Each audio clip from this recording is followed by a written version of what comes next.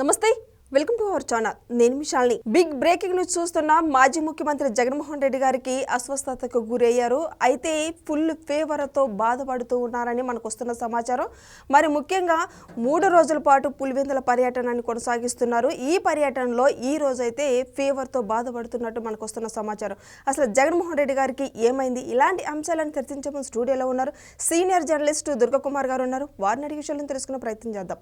నమస్కారం సార్. నమస్తే మషాల్ని మన వీక్షకులు. సార్, మాజీ ముఖ్యమంత్రి జగన్మోహన్ రెడ్డి గారు వాళ్ళ పార్టీని బలోపేతం చేసుకోవడానికి దిశానిర్దేశం చేయడానికి వైసీపీ నేతలతో పులివెందులో 3 రోజుల పర్యటన కొనసాగిస్తున్నామని చెప్పారు. మరి సడన్గా ఈ రోజు తనకి అస్వస్థతకు గురవడం, సడన్గా ఫీవర్ రావడం అదంతా జరుగుతుంది. మొత్తానికి జగన్మోహన్ రెడ్డి ఎందుకు ఇంత సడన్గా ఫీవర్ రావడం, ఏం జరుగుతుంది సార్? అంటే ఇప్పుడు పార్టీలో కొంతమంది పెద్దలు ఏం అనుమానిస్తున్నారంటే, మొన్న ఆయన బర్త్డే సందర్భంగా 21వ తారీఖున కొన్ని అపచార పనులు చేశారు, ఓవర్ యాక్షన్ చేస్తూ కొంతమంది కార్యకర్తలు. అటువంటి పనులు మానవ మాతృలకి చేయకూడదు. అవేవో గ్రామ దేవతలకి అలాంటి చేస్తారు, రక్త బలి లాంటివి. అది ఆయన ఫ్లెక్సీల ముందు ఆ జంతు బలి ఇవ్వటమే కాకుండా ఆ రక్తాన్ని ఆయన మీద చిందించడం అనేది అది అశుభం, శుభసూచకం కాదు. అలాంటివి చేయకూడదు. కానీ కొందరు ఓవర్ యాక్షన్ చేయటం వలన అది ప్రజల్లో తప్పుడు సంకేతాలకు ఇవ్వటమే కాకుండా జగన్మోహన్ రెడ్డి గారికి కూడా కొన్ని అశుభాలు జరుగుతాయి. అటువంటి పనులు మానుకోవాలి అని అదే రోజు కొంత చర్చ పార్టీలో జరిగినట్టు చెప్తున్నారు. కానీ కొందరు ఓవర్ యాక్షన్ ఆయన దృష్టిలో పడాలనే ఒక తాపత్రయంతో ఆ మేకపోతుల తలలు తెగిన తర్వాత ఆ రక్తాన్ని చిందుతుంటే ఆయన ఫ్లెక్సీ మీద కొట్టారు. దాని మూలాన కూడా ఆయనకి అది అశుభం అని ఆ రోజే 21వ తారీఖున కూడా పార్టీలో అంతర్గతంగా చర్చ జరిగింది. కొంతమంది ఏంటంటే అది ఏదన్నా అటువంటి ఇది జరిగిందా ఈయన మీద, అంటే అపచారం చేయటం వలన ఇలా సిక్ అయ్యాడా అని. కానీ వాతావరణం వలన కూడా అయ్యుండొచ్చు. కానీ ఏదుండా అది తప్పుడు సంకేతాలు అయితే పంపింది. అది కేవలం గ్రామ దేవతలకి అలాంటివి చేస్తారు తప్ప ఇంకా ఇతర దేవతలకు కూడా ఎవరికి చేయరు, మనుషులకి అసలు చేయరు. అసలు మన ఇళ్లలో కూడా చూస్తాం కదా, ఇప్పుడు ఎప్పుడైనా మన పూర్వీకులకి రక్తం అట బొట్లు పెడతామా రక్తంతో కానీ, లేకపోతే ఇలా రక్తాన్ని తీసుకెళ్ళి పళ్ళుల్లో పోసి కానీ, అది చేయకూడదు. కానీ మరి ఎవరు ఎందుకు చేశారో తెలీదు. అది ఒక రకంగా ఒక ఆందోళన కలిగిస్తుంది కొందరికి. పార్టీలో కొద్దిగా ఆలోచన పరులు ఆలోచిస్తున్నారు, ఎందుకు ఇట్లాంటి చేశారు, ఇది చేయకూడదు కదా అని. ఇప్పటికైనా కూడా హెచ్చరించారని చెబుతున్నారు, భవిష్యత్తులో ఇలాంటి పనులు ఎప్పుడు కూడా చేయకండి. మీరు పాలాభిషేకం చేసుకోవచ్చు, లేకపోతే మజ్జిగో అలాంటివి ఏమైనా చేయొచ్చు, లేకపోతే కొబ్బరి నీళ్ళు ఇలాంటి సలవగల చేయొచ్చు. కానీ మూగజీవాలని పబ్లిక్లో చంపేసి బలి ఇవ్వటమే తప్పు. అసలు గ్రామ దేవతలకు కూడా చాలా గ్రామాల్లో ప్రజల్లో చైతన్యం వచ్చిన తర్వాత తగ్గిపోయింది. ఎందుకు చేయట్లేదంటే మనం ఈ మూగజీవాలని బలి ఇవ్వటం వలన ఆ పాపాన్ని మనం ఒడిగట్టుకోవాలి. ఎందుకు చేయాలి ఇలాంటి పనులు అనేది. తర్వాత గతంలో ఏంటంటే అంటువ్యాధులు వచ్చాయి, మశూచి లాంటి అంటువ్యాధులు. ఆ రోజుల్లో పెద్ద వ్యాక్సినేషన్ మందులు లేవు కాబట్టి ఇలా దేవతల్ని సంతృప్తి పరిస్తే గ్రామ దేవతల్ని ఇవన్నీ తగ్గుతాయి అనే ఒక మూఢ నమ్మకాలతో చేశారు. అప్పుడు మందులు లేవు కాబట్టి. ఇవాళ ఎక్కడైతే ప్రజల్లో చైతన్యవంతం పెరుగుతుందో వ్యాక్సినేషన్లు వేయించుకుంటున్నారు, లేకపోతే ఇతర మందులు తీసుకుంటున్నారు తప్ప ఇవి తగ్గించేశారు. ఇలాంటి పరిస్థితుల్లో ఒక రాజకీయ పార్టీ ప్రజల్ని చైతన్యపరిచి ప్రజలకి మంచి చేయాల్సిన పార్టీ ఎప్పుడో కొన్ని శతాబ్దాల క్రితం ఉన్న మూఢనమ్మకాలని తీసుకురావటమే కాకుండా, జగన్మోహన్ రెడ్డి గారు ఏమి మనిషే కదా, సజీవంగా ఉన్న మనిషి. ఆ మనిషి మీద రక్తంతో ఇట్లా చేయటం అనేది మనం ఎక్కడ కూడా చూడం. తర్వాత గ్రామ దేవతలకు కూడా 5% ఓళ్ళలో జరుగుతుందేమో. ఇప్పుడు 95%. మా చిన్నప్పుడు గ్రామాల్లో పరిస్థితి వేరు. ఇప్పుడు మేము గ్రామాల్లోకి వెళ్ళినా కూడా శాకాహార ప్రసాదాలే పెడుతున్నారు గ్రామ దేవతలకు కూడా. మహా ఉంటే కోళ్ళు అవి కోస్తున్నారు, ఎక్కడో రేర్ సందర్భాల్లో వేటపోతులను కోస్తున్నారు. ఇప్పుడు మొన్న ఈ మధ్య ఈయన జగన్మోహన్ రెడ్డి గారు పిలిపించాడు కదా, నేను కనుక 29లో గెలిస్తే అమ్మవారి జాతరలో రఫా తల్ల తెగినట్టు పొట్టేలు నరికినట్టు నరుకుతామని. ఇప్పుడు ఆయన ఇచ్చిన పిలుపు మేరకి ఇప్పుడు పొట్టేళ్ళని నరికాము, బహిరంగంగా నరుకుతున్నాము. ఆ రక్తాన్ని ఆయన ఏదో రక్తపిపాసి అన్నట్టుగా వీళ్ళు ఒక ఇమేజ్ తీసుకొస్తున్నారు. మరి జగన్మోహన్ రెడ్డి గారు రక్తపిపాస మనిషి మానవ మాత్రుడే కదా. ఆయన రాత్రిపాటు బైబిల్ చదువుకుంటాను 4 గోడల మధ్యలో కూడా చదువుతున్నాడు. మరి అలాంటప్పుడు ఆయనైనా ఖండించాల్సింది. ఏంటిరా నా ముఖాన్ని రక్తం చిందించడం, నేనేమన్నా రక్త పిపాసిన చేసిన వాళ్ళని నేను ఖండిస్తున్నాను, ప్రజలు దీన్ని మనసుకు తీసుకోవద్దు, వాళ్ళు ఓవర్ యాక్షన్ చేశారనన్నా చెప్పాలి ఆయన. ఇక నుంచి ఎప్పుడు ఇలాంటివి చేయకండి, ప్రజల్లో కూడా ఒక భయోత్పాతం కలుగుతుంది. ఒకవేళ మీరు నా పుట్టినరోజు పేరు చెప్పుకుని బిర్యానీలో మాంసమో చికెనో తినదలుచుకుంటే చాటుగా కోసుకుని తినండి, పబ్లిక్గా తినొచ్చు, వండుకుని కోసేది చాటుగా కోసుకోవాలి, తినేది పబ్లిక్లో తినొచ్చు, అంతే కదా.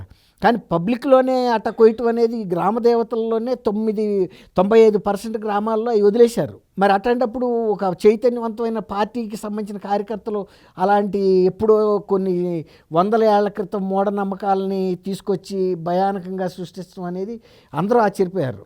కానీ వైఎస్ఆర్సీపీలో పెద్దలు అంతర్గతంగా మదనపడ్డారు, కానీ బహిరంగంగా ఖండిస్తే మళ్ళీ జగన్మోహన్ రెడ్డి గారు తప్పుగా అర్థం చేసుకుంటాడేమో, అంటే నాకు రక్త తర్పణ చేస్తే వీళ్ళకి ఏమన్నా అసూయ అనుకుంటాడని వాళ్ళు మాట్లాడుకున్నా ఉన్నారు. అట్లాంటప్పుడు జగన్మోహన్ రెడ్డి గారన్నా చెప్పాలి అది. తర్వాత ఇంకోటి ఏంటంటే, ఇప్పుడు ఈ గుడుల్లో జరిగిన అపచారాలు కూడా చాలా బ్యాడ్ ఎఫెక్ట్ చూపిస్తాయి అంటున్నారు. ఇప్పుడు ఏంటంటే పరకామణిలో జరిగిన చోరీయే కాకుండా ఈ మధ్యలో తిరుపతిలో రంగనాథ స్వామి ఆలయం అని కింద 22-23 సంవత్సరం అంటే జగన్మోహన్ రెడ్డి గారు అధికారంలో ఉన్నప్పుడు 100 కిలోలతో విమాన గోపురానికి బంగారు తాపడం చేయాలని ఒక నిర్ణయం చేశారు. అంటే ఒక 5 కోట్లు 5 సార్లు కొడితే అది ఇక స్థిరంగా నిలబడుతుందని. అయితే వీళ్ళు ఏం చేశారు, తర్వాత కొన్ని విగ్రహాలు కూడా ఆ టైంలో వీళ్ళు తీసేశారంటున్నారు. ఎందుకంటే ఈ కోటింగ్కి విగ్రహాలు ఎక్కువ బంగారాన్ని పుచ్చుకుంటాయి కాబట్టి ఒక 50 విగ్రహాలు రాక ముందే ఒక పథకం ప్రకారం తీసేసి సేవ్ చేయటానికి, పొదుపు చేయటానికి ఇప్పుడు 5 కోట్లు వేయాల్సింది 2 కోట్లు వేస్తారు. ఇప్పుడు మన ఇళ్లలో కూడా 2-3 కోట్లు వేస్తాం పెయింట్లు. దాని మూలాన ఏంటంటే ఒక స్థిరత్వం దొరుకుతుంది, డ్యూరబిలిటీ అంటే కొంచెం చిరకాలం మన్నుతాయి అని, ఎక్కువ కాలం. అట్లాగా దానికి 5 కోట్లు నిర్వహించారు స్థపతులు వాళ్ళు. ఈ గోల్డ్ స్మిత్ అంటారు కదా, కంసాలి పని వాళ్ళు, బంగారు పని చేసే తాపడం చేసేవాళ్ళు, బహుశా వాళ్ళు తమిళనాడు నుంచి వచ్చి ఉంటారు. 5 కోట్లు వేయాలని రికమెండ్ చేశారు. అందుకు 100 కిలోల బంగారం అవుతుందని కూడా వాళ్ళు అంచనా ఇచ్చారు. ఆ 100 కిలోల బంగారానికి శాంక్షన్ ఇచ్చారు. కానీ ఒక 2 కోట్లు మాత్రమే వేసి అంటే సగం మిగిల్చుకున్నారనేది ఇప్పుడు ఒక ఇది వచ్చింది బయటికి.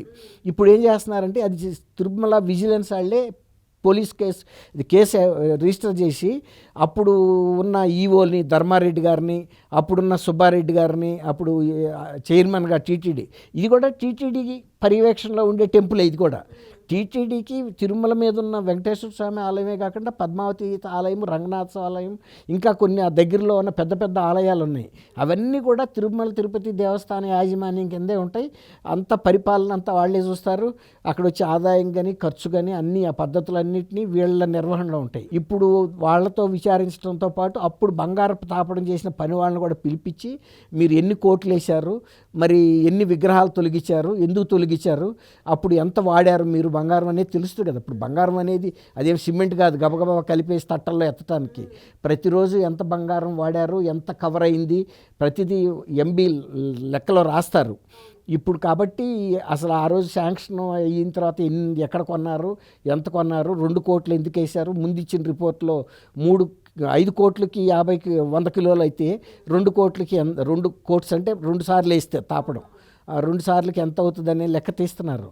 ఇప్పుడు ఇవన్నీ కూడా ప్రభుత్వం అంటే ప్రభుత్వాల్లో ఆ రోజు ఎవరైతే అధికారంలో ఉండారో ఇట్లాంటి అపచారాలు ఆ ప్రభుత్వంలో ఉండి చేసిన వాళ్ళు బాధ్యత వహించాల్సి వస్తుంది. ఇది కూడా ఏమైనా ఎఫెక్ట్స్ చూపిస్తుందా అనేది కూడా కొంతమంది కొంచెం ఆధ్యాత్మిక భావన కలిగిన వైఎస్ఆర్సీపీ కార్యకర్తల్లో జరుగుతుంది చర్చ. జగన్మోహన్ రెడ్డి గారికి ఆయనకి లేకపోవచ్చు, కొంతమంది సీనియర్లు ఎవరైతే మన మధ్య రాజగోపాల్ రెడ్డి గారు కూడా చెప్పాడు కదా, మీరు అసభ్య పదజాలంతో ఎవరిని తిట్టడం ఇలాంటివి చేయకండి, అట్లా కొంతమంది పెద్దలు ఉంటారు బయటకు చెప్పలేకపోవచ్చు. అట్లా ఇవాళ జగన్మోహన్ రెడ్డి గారికి ఆ రక్త తర్పణం చేయటం అనేది అశుభం, అది చేయకూడదు మనుషులకి ఎవరికినూ. ఇది ఓవర్ యాక్షన్తో చేసే వాటిని కనీసం ఆ స్థానికంగా ఉన్న నాయకులు ఇప్పుడు కన్నా ఆపాలి. అంటే ఏదో ఆయనకి పదవులు ఇస్తాడనో లేకపోతే ఆయన దృష్టిలో పడితే సీట్ ఇస్తారని అనుకుంటారు. కానీ ఇప్పుడు దేవతలకు చేసే పనులు మనుషులకు చేయం కదా మనం. దేవుడే, మనిషే. అది ఏ మతంలో అయినా కూడా, క్రైస్తవ మతంలో కూడా ఇప్పుడు యేసుక్రీస్తు స్థానంలో ఒక మనిషిని పెట్టలేరు కదా. అట్లాగే అన్ని మతాల్లో కూడా దైవానికి ఉండే ప్రాధాన్యత దైవానికి ఉంటుంది. మనం కింద స్థాయిలోనే ఉండాలి, అంతేగాని దైవాన్ని పెట్టిన పీట మీదకి వెళ్ళి మనం వెళ్ళి కూర్చోం. అట్లా కొంత ఒక లోన అంతర్గత చర్చ అయితే జరుగుతుంది అంటున్నారు. జరుగుతుంది. వైసీపీలో కూడా సార్, పార్టీలో కూడా నేతలు కొంతమంది బయటికి రావటం అదంతా జరుగుతుంది. ఇంకా పార్టీని ఎలా బలోపేతం చేసుకోవడానికి జగన్మోహన్ రెడ్డికి ఇందుకు కష్టంగా ఉందా ఏమో మరి. ఇప్పుడు సడన్గా ఫేవర్ రావటం. జగన్మోహన్ రెడ్డి రేపు 25వ తేదీ రేపు క్రిస్మస్ వేడుకలు కూడా పులివెందుల్లోనే జరుపుకోవాలని సమాచారం వచ్చింది. కానీ ఈ లోపే ఇంకా ఫీవర్తో బాధపడుతూ ఉన్నారంటే ఇక మొత్తం రేపుడికి తేరుకుంటాడులేమ్మా, తేరుకుంటాడు. ఉండంతలోనే కొద్దిపాటి జ్వరం ఉన్నా కూడా ఆయన క్రిస్మస్ వేడుకలను అయితే బహిష్కరిస్తాడని నేను అనుకోను. అంటే వెళ్లకుండా వెళ్ళి తండ్రి సమాధి దగ్గర కూడా ఆయన ఆ రోజు నివాళులు అర్పించే అవకాశం అయితే ఉంటుందని నేను అనుకుంటున్నా. ఎందుకంటే ఇప్పుడు ఆయన తండ్రి మూలనే కదా ఇవాళ ఈ స్థాయికి వచ్చింది. కాబట్టి ఎప్పుడైనా ఆయన ఆ తండ్రి పట్ల గౌరవం ఉన్నంత వరకే వాళ్ళ కార్యకర్తల్లో కూడా ఈయన పట్ల కొంత ఆ బంధం అనేది ఉంటుంది. రాజశేఖర రెడ్డి గారు లేని రోజు జగన్మోహన్ రెడ్డి గారు అనేది మనిషి లేడు. పార్టీ పేరే వైఎస్ఆర్ అని పెట్టాడు కదా, అది యువజన శ్రామిక రైతు పార్టీ అనేది వేరే మాట. కానీ ఒక కామన్ మ్యాన్కి అర్థమయ్యేది వైఎస్ రాజశేఖర రెడ్డి పార్టీ అని. తర్వాత ఎప్పుడు కూడా వాళ్ళ తండ్రి ఫోటోలో ఇవన్నీ వేస్తాడు ఎలక్షన్ వచ్చినప్పుడల్లా. కాబట్టి ఆయన రేపు ఇడుపులపై కూడా వెళ్ళి ఈ క్రిస్మస్ సందర్భంగా ఆయన సమాధి దగ్గరే ఆ ప్రార్థనలు చేస్తాడని అయితే నేను అనుకుంటున్నాను. Thank you. థ్యాంక్ యూ అమ్మ శ్రాలిని మన వీక్షకులు.